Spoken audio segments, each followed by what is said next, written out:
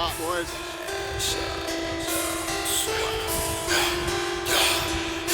I'm pulling low with the ratchet bar. Put the bullets. What's up, guys? Black Bear back here with Team 117. A little update on the Frankenstein build here. Agency Arms Zev, Lantac build, Polymer 80. So got it all assembled from my last video. Finally got a chance to take it out to the range today and put about 50 rounds through it. Not as much as I was hoping to do. Got a little distracted with getting my rifle zeroed in. NatSAS at 100, but did manage to, do a basic kind of function check for it. And for the most part, it worked pretty well, but there are a couple issues with it so far. So I just kind of want to run through those real quick. I do have some footage, from the range and of the malfunctions for you guys to look at. So the first issue I think that I had was with this Glock magazine.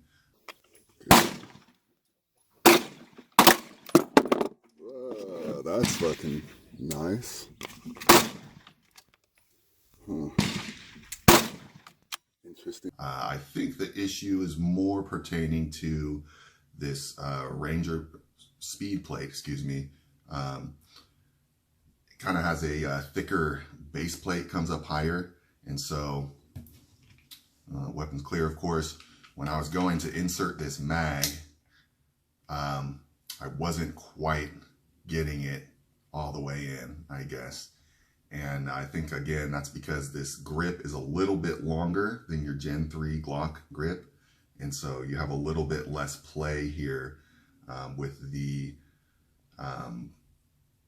gap between this bottom of this base plate and the bottom of the grip. So again, and this speed plate is rubber. I don't know if you can see that. It's kind of bending.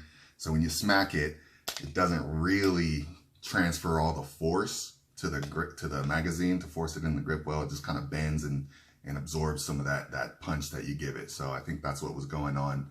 But anyway, I inserted this mag and popped off 1-2 rounds, and it was a full magazine too, a 10-round magazine, of course, but I think so that helped. It just fell out after 1 or 2 shots, and I had to, check chamber, see what's going on, insert the mag, and go to work. But we're gonna wait till ceasefire. So that was one issue, but I think if I use a different base plate, something not as beefy, or an extended magazine, that'll mitigate that problem. So the next problem that I had was with extraction and ejection, and that was really the only other problem that I had. As you guys know, I did replace the standard Polymer 80 Gen 3 style ejector with the Glock Gen 4 ejector, and that may be what's causing the issue. So basically, I'll show you guys the footage, but one round kind of got stuck in the chamber here and was halfway extracted.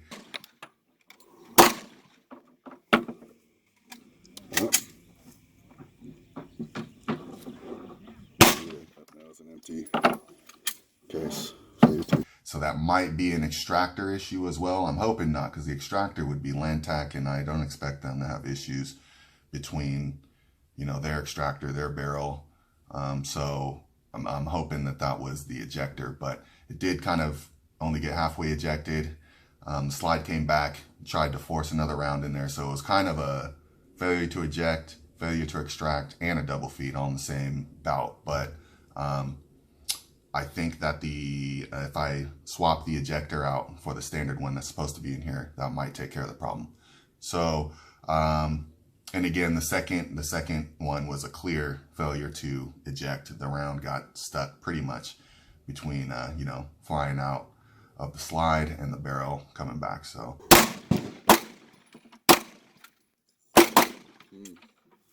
Another failure. Failure to eject. Once everybody's empty, that's a clear failure to eject. And like I said, I'm going to try and tonight take this trigger group out and replace the extractor with the correct one. So yeah, I'll be back in a couple days and do that swap, take it back out to the range and see if there's any pluses or minuses to it. So yeah, stay tuned. Thanks guys. Bye.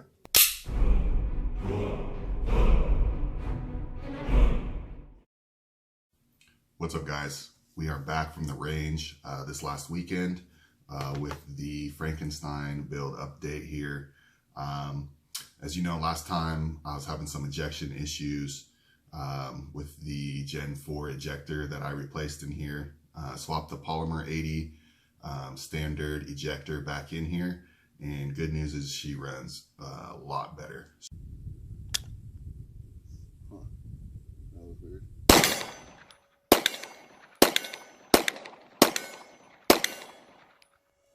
What the fuck did I count? The wrong number of rounds in that clear mag. 1, 2, 3, 4, 5, 6. Now I got 6 rounds. ETS again.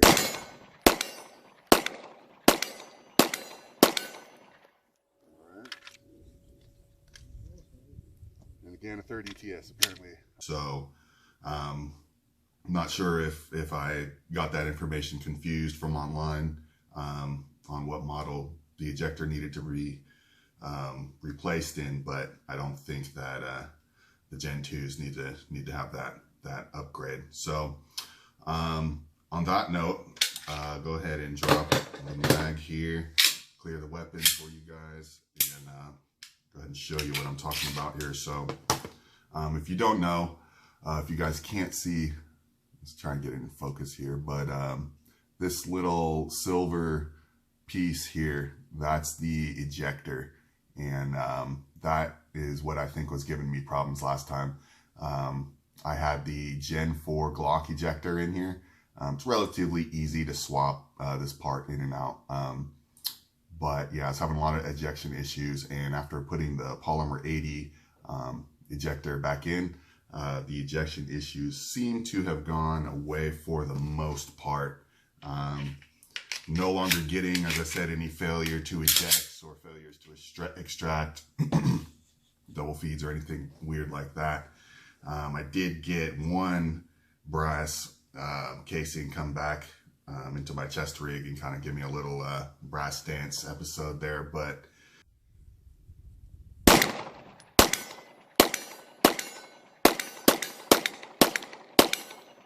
Brass in my fucking fuck. You got hot brass on your cleavage? Right down my fucking cleavage, dude.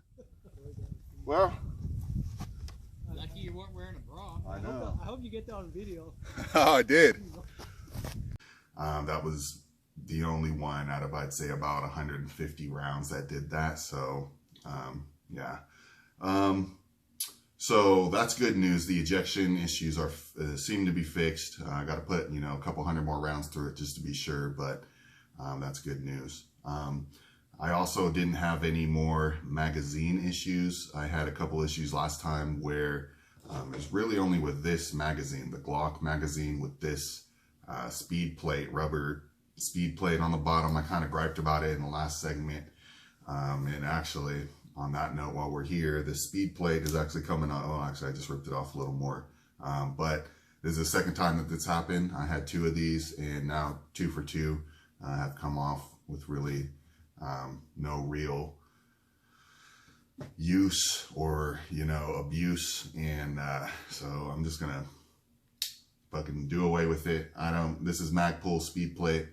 I love Magpul products, but this one just doesn't seem to do it for me. So that's probably the one Magpul product that I will not recommend. I think it's kind of a waste of money, and I can actually take away from you seeing that mag in there. But anyway, that's my little gripe about that. So other than that, yeah, no more mag issues. I was running ETS, P mags, and of course, the Glock factory mags.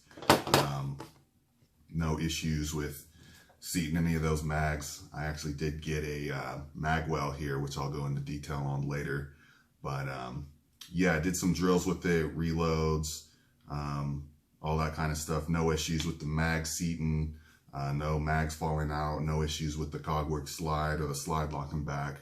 Legit. So that's how I carry mine. I put a shitty ass lock on it. All right. Yeah. I keep fucking cutting my thumb on this this slide. So everything was really smooth and just quick.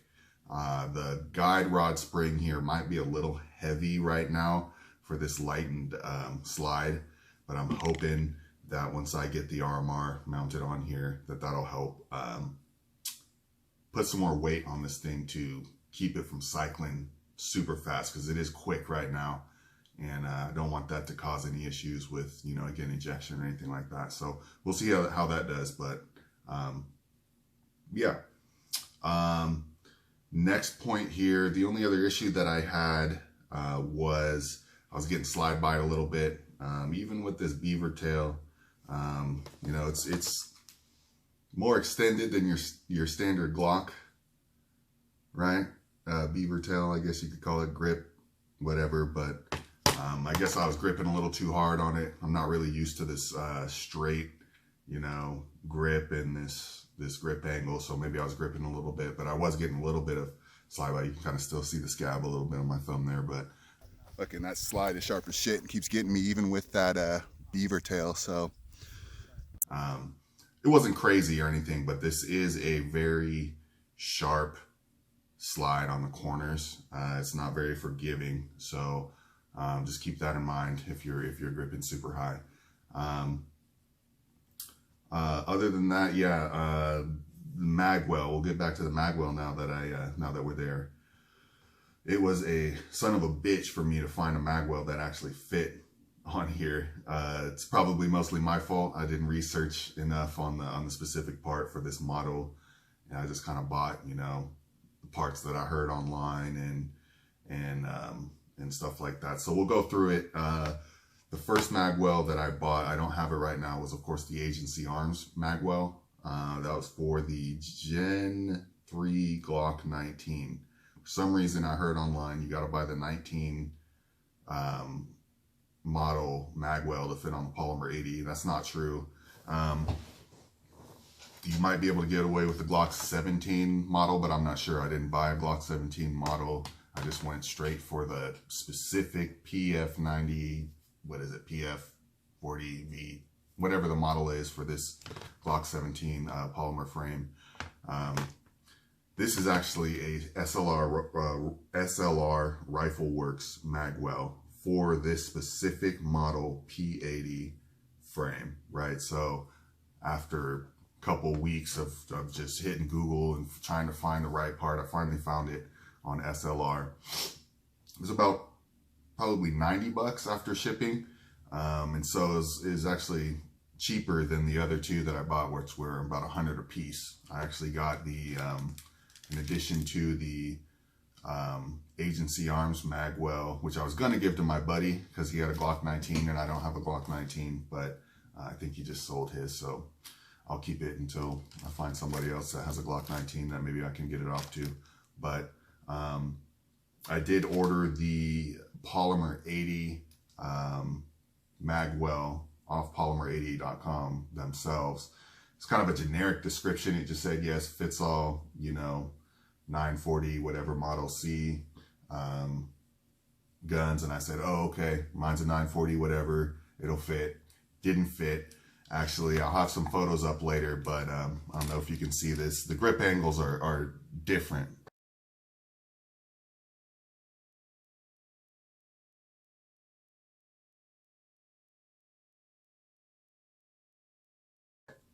Right, it's probably hard to tell with these Magwells on here, but as you can see, this smaller frame kind of angles down a little bit more, and this one's more flat. So when I put this Magwell on here, it really kind of hung down and angled. There's space kind of between the grip and the front of it. It was really pretty ugly.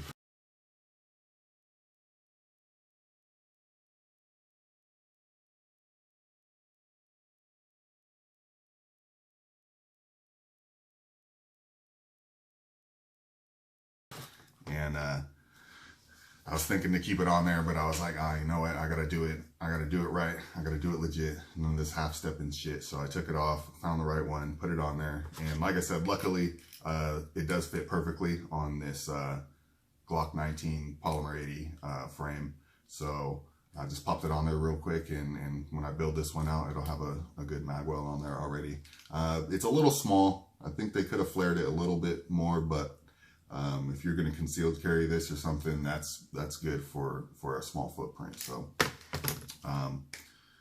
yeah, other than that, we'll just be waiting. My buddy gave me this. I think honestly, it's a fucking knockoff TLR 4 or something on here now. Just in the meantime, till I get the X300U and the RMR. And like I said, I may or may not replace these sights for that RMR, get taller sights to, coincide with that RMR. But for now, function-wise, I can't complain. Runs pretty good. Very light pistol, very quick pistol. Trigger, Zev Pro trigger is freaking amazing. I was hitting, man-sized targets at 75 yards pretty easily with this, to be honest with you. And I am not very good at pistols, so it definitely helps. The Lantac 9 barrel here, threaded barrel, a little longer, really helps with accuracy. And yeah, I'm just really excited to get more rounds through this, get it really broken in, and finish it out. So for now, that's all I have for now. I'll be back. I don't know when I'll have this thing built out and finished, but for now, super happy. And yeah, I'll be updating you guys when we're complete here. So you guys have a good one, and we'll see you in the next video. Thanks. I can't even see Daisy in that shadow, dude. Ooh, close. Yes!